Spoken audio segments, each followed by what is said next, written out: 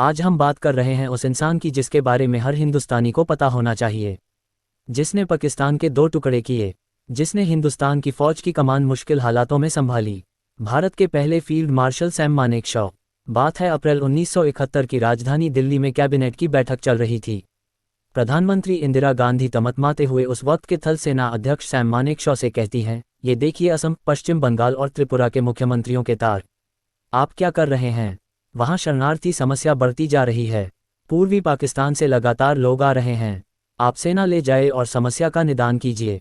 Sam Manekshaw ने कहा, मैं ऐसा नहीं कर सकता। हम अभी तैयार नहीं हैं।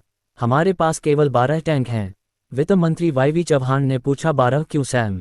सैम मानेकशॉ ने जवाब दिया, क्योंकि आप वित्त मंत्री हैं और आपके पास टैंक खरीदने के लिए पैसे नहीं हैं। इसके बाद मानेकशॉ ने इंदिरा से कहा, मैडम पीएम, मैं आपको इस बारे में महीने के अंत में बताऊंगा। मैं वो सब करूंगा जो आप चाहती हैं। मैं आपको 100% सक्सेस की गारंटी देता हूं, लेकिन मैं revenue minister, home minister, defence minister से ऑर्डर नहीं लूंगा। अब आप तय कर लीजिए। इंदिरा गांधी ने कहा, ठीक है सैम, तुम ही कमांडर होगे और कोई दखल नहीं देगा। इसके बाद 1971 की जंग का अंजाम तो सबको पता है। कैसे पाकिस्तान के 2 टुकड़े हो गए और भारत के सामने 90,000 पाकिस्तान सैनिकों ने सरेंडर किया। मार्शल सैम मानेकशॉ की जिंदगी ऐसे किस्सों से भरी पड़ी है।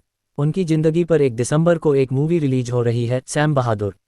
इस बायोपिक में मानेकशॉ का किरदार विक्की कौशल ने निभाया है। 1942 की बात है। जापानी सेना बर्मा में बढ़त ले रही थी। सैम को वहां कमांडर बनाकर भेजा गया था।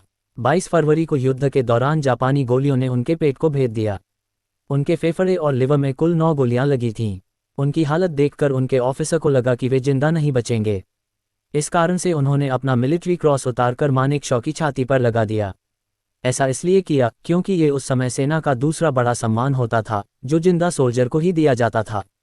इसके बावजूद मानेकशॉ का प्यून शेर सिंह ये मानने को तैयार नहीं था कि साहब शहीद हो जाएंगे। वो मानेकशॉ को रेजिमेंट के डॉक्टर के पास ले गया। सैम के बेहतर इलाज के लिए उन्हें ऑस्ट्रेलिया के सर्जन के पास रेफर किया गया।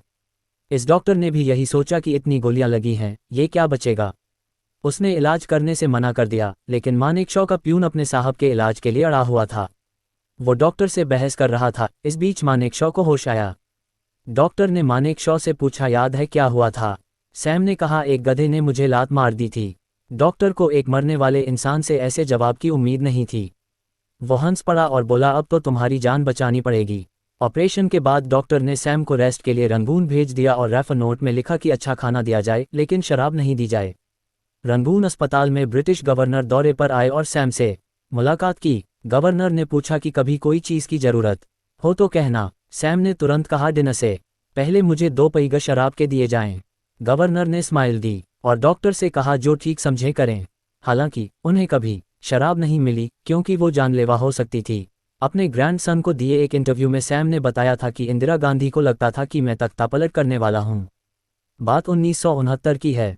ये वो समय था जब पाकिस्तान के बहाने कहा जाता था कि भारत में भी तख्तापलट होगा। प्रधानमंत्री इंदिरा गांधी ने सैम को मिलने के लिए बुलाया। इंदिरा ने कहा, सैम, लोग कहते हैं मुझे तुमसे सबसे ज़्यादा खतरा है। तब सैम ने कहा कि आपको मुझसे या आर्मी से डरने की बिल्कुल भी ज़रूरत नहीं है। आप अपनी राजनीति कीजिए, मुझे अपना काम करने दीजिए। सैम ने कहा कि मेरी और आपकी दोनों की नाक बड़ी लंबी है, मगर मैं दूसरे के काम में अपनी नाक नहीं अड़ाता, इसलिए आप भी मेरे काम में नाक न डालें। इसके बाद इंदिरा गांधी ने स्माइल के साथ सैम मानेकशॉ को थैंक्स कहा था। दरअसल सैम हमेशा पाकिस्तान का उदाहरण देते थे कि सेना ने वहां सत्ता में दखल देकर कबाड़ा कर दिया है। सैम मानते थे कि सेना को कभी इसमें इन्वॉल्व नहीं होना चाहिए। सेना का काम बाहरी आक्रमणों से देश की रक्षा करना है। एक वक्त था जब इंदिरा गांधी पूर्वी पाकिस्तान यानी आज के बांग्लादेश के हालात को लेकर काफ़ी परेशान थीं। बड़ी समस्या पूर्वी पाकिस्तान से भारत आ रहे शरणार्थी थे। मानेकशॉ ने बताया कि 27 अप्रैल को इंदिरा ने इमरजेंसी बैठक बुलाई और लोगों को अपनी परेशान बताई। इस मीटिंग में मानेकशॉ भी बैठे थे। इंदिरा ने पूर्वी पाकिस्तान में इंडियन आर्मी के दखल देने की बात कही। मानेकशॉ ने इनकार करते हुए कहा, आर्मी इसके लिए तैयार नहीं है। अगर वॉर हुई तो देश को बहुत नुकसान होगा। आप हमें तैयारी का मौका दो। इसके बाद इंदिरा गांधी चुप हो गई थीं। इसके कुछ दिन बाद जब फिर से एक बार इंदिरा गांधी ने सैम से कहा कि क्या आपकी सेना तैयार है, तो सैम ने कहा, मैं हमेशा तैयार हूं स्वीटी। आज़ादी से पहले मानेकशॉ और पाकिस्तान के राष्ट्रपति याह्या खान एक साथ अविभाजित भारतीय फौज में थे। दोनों दोस्त थे। तब मानेकशॉ के पास एक अमेरिकी मॉडल की बाइक थी।